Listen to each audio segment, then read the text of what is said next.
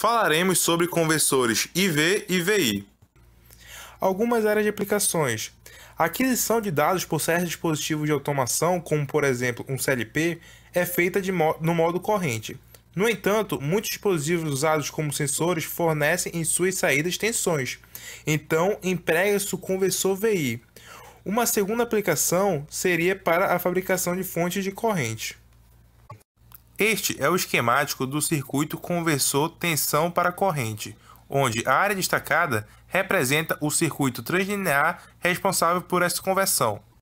A parte destacada à esquerda representa o espelho de corrente IA, e a parte destacada à direita representa o espelho de corrente IB.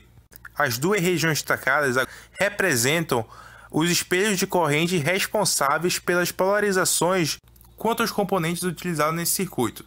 Foram utilizados transistores BC547C, cujo modelo SPICE é o que está mostrado abaixo, e também o transistor BC556B, cujo modelo SPICE também está apresentado abaixo. Este é o diagrama esquemático do circuito conversor IV, onde a região destacada representa o circuito translinear principal.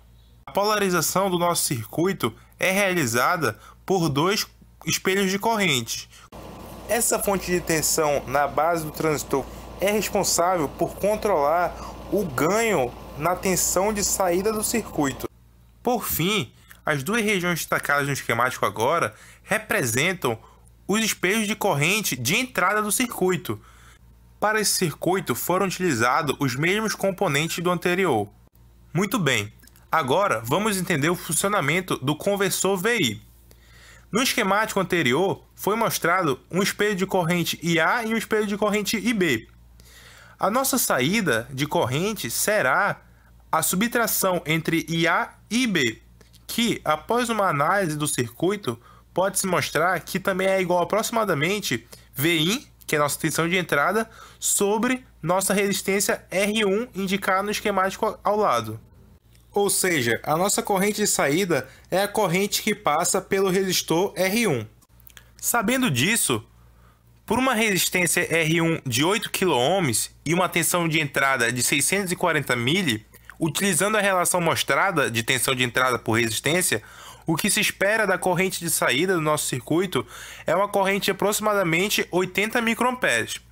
Vamos fazer uma análise por uma frequência de 100 kHz e observar o que nosso circuito nos mostra. Esse é o resultado da subtração entre IA e IB, que, como está indicado pela seta, resultou numa corrente de 80 microamperes, que era o que se estava esperando. Agora, este é o gráfico que representa a subtração entre A e B novamente, e agora está também a corrente que flui pelo resistor R1 de 8 kΩ. Ambas as correntes são iguais, estando em fase, como era de esperar. Agora, vamos entender o funcionamento do circuito conversor IV no tempo. A corrente de entrada é a resultante da modulação das duas correntes de entrada defasadas de 180 graus uma da outra, que são as duas correntes dos espelhos de corrente indicados por um círculo no esquemático ao lado. Espera-se que a saída Vout em tensão seja aproximadamente igual à corrente de entrada resultante multiplicada pela resistência R1. Por exemplo, para uma resistência R1 igual a 5 kΩ e corrente de 1 mA, se tem a corrente resultante da modulação entre essas duas correntes de 1 mA, uma corrente de 1,7 mA. Essa corrente é medida no resistor R1, o que resultaria numa tensão de 8,8 volts. Este é o gráfico das duas correntes de entrada defasadas entre si de 180 graus, e essas correntes são de 1 mA. Este gráfico mostra a tensão de saída em fase com a corrente resultante de entrada. Observe que ela é bem próxima daquilo que esperávamos, 8,8 volts. Agora, vamos fazer uma análise em frequência dos circuitos. Primeiramente, para o conversor VI. Iremos fazer uma análise do diagrama de Bode e depois fazer algumas aplicações em frequências acima e abaixo do funcionamento do circuito. Este é o diagrama de Bode do conversor VI.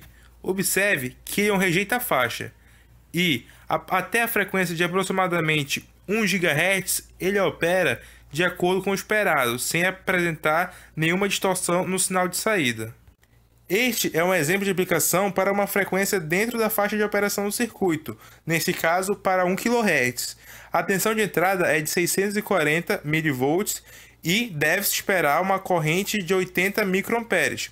Observe que para essa frequência o ganho é de menos 88 mdB, portanto a corrente se aproxima muito daquela esperada de 80 microamperes, como está mostrado no gráfico.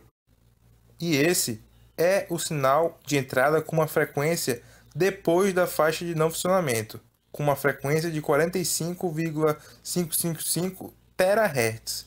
O sinal deveria ser de 80 micro, mas tem uma queda de menos 1,27 dB, estando um pouco abaixo disso.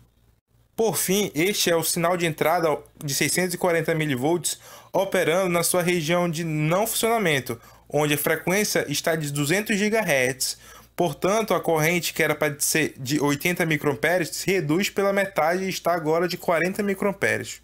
Faremos a análise de frequências com conversor IV.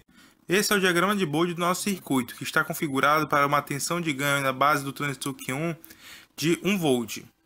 A faixa de operação do circuito, como pode ser visto, sem ter nenhuma atenuação, vai até aproximadamente 10 MHz, onde acima disso o sinal começa a ser reduzido. Este é um exemplo de aplicação na região de não funcionamento do circuito, onde temos correntes de entrada de 1 mA, como nos exemplos anteriores para este conversor, porém agora com uma frequência de 100 MHz.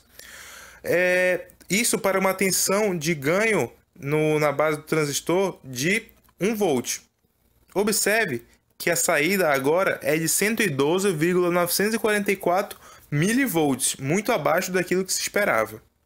Agora, aplicamos para a corrente de entrada de 1 mA novamente, porém com uma frequência de 1 MHz, e observamos que a tensão de saída, que era esperada como sendo de 8,8 V, apresentou-se agora como sendo de 8,38 V, tendo uma pequena baixa à esperada, já que está um pouco próximo da região que apresenta queda.